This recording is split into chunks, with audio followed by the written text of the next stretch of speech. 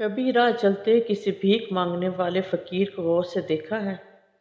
कैसे वो हर आते जाते इंसान के सामने खैरात के लिए हाथ फैलाता है, कितनी मिन्नतें करता है, कितने वास्ते देता है, कैसे अपनी कमजोरियां बयान करता है, रोता है, गिड़गिड़ाता है, बल्कि पीछे ही पड़ जाता है तो सामने वाला कुछ ना कुछ उसके कशकोल में डाल ही देता है।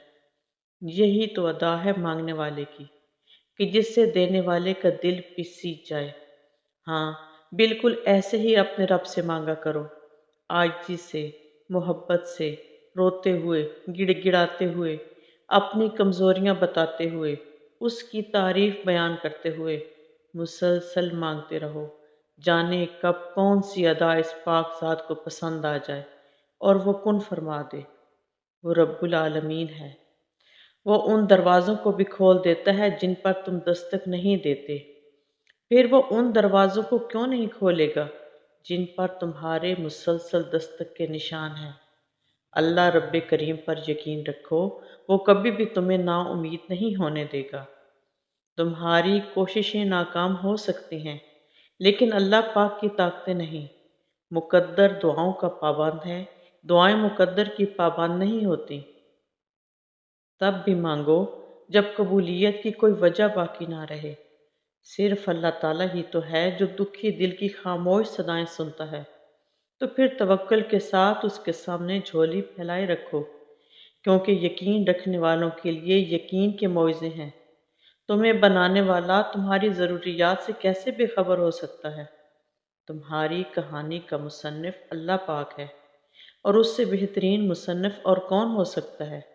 और याद रखो कि ईमान वाले सबसे ज़्यादा आजमाए जाते हैं। इस आजमाइश के बाद उनकी दुआओं का भी कबूल होना देखोगे जिन्हें तुम भुला चुके हो। क्या पता तुम जो मांग रहे हो वो तुम्हें उसने अता करना ही हो, मगर उससे पहले वो तुमसे बहुत बड़े बड़े काम लेना चाहता हो सकता है वो तुम्हें पहले अपने बहुत करीब करना चाहता हो, ताकि जब तुम अपनी ख्वाहिश पा भी लो तो उस रब्बे कायनात को भूल ना जाओ। हो सकता है वो तुम्हें तुम्हारी ख्वाहिश तब नसीब करे जब तुम्हें उसकी सबसे ज़्यादा ज़रूरत हो सकता है ना कि वो तुम्हें तुम्हारी ख्वाहिश के साथ साथ और भी कुछ अता करना चाहता हो। तो इस आजमाइश की घड़ी में उस मालिक पर भरोसा रखो, वो तुम्हारे हिस्से की खुशियाँ ज़रूर तुम्हें देगा। कभी कभी इंसान का दिल किस चीज़ के लिए बहुत तड़पता है, इतना कि इसके लिए सब्र करना भी मुश्किल हो जाता है। इंसान हर रोज़ उस चीज़ को हासिल करने के लिए हर लम्हे दुआ करने की कोशिश करता है, जो लम्हा दुआ के लिए अफजल है, और इसकी आंखें अपनी मांगी हुई दुआ के कबूल होने के इंतज़ार में हर रोज़ इधर उधर तकती रहती हैं, और ये तो भूल ही जाती हैं कि अल्लाह ने हर चीज़ को अता करने का एक मखसूस और बेहतरीन वक्त मुकर्रर कर रखा है। हमें याद रखना चाहिए कि अगर हमें किसी चीज़ को हासिल करने की इतनी चाहत है, तो इस चाहत करने वाले दिल का मालिक कौन है।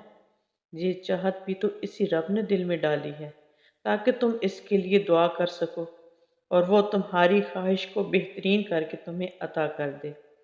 वो तो ख्वाहिश को दिल में तब डालता है जब वो तुम्हारे नसीब में लिख देता है। दुआ तो बस दर्जात बुलंद करने का एक ज़रिया होता है।